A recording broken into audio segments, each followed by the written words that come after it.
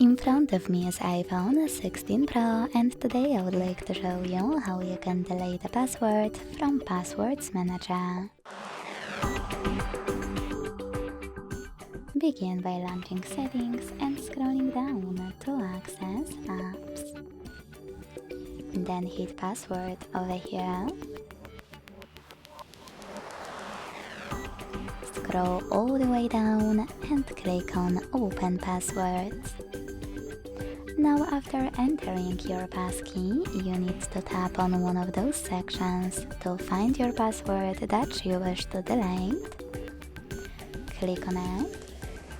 Select Edit at the top right corner and choose Delete Password at the bottom.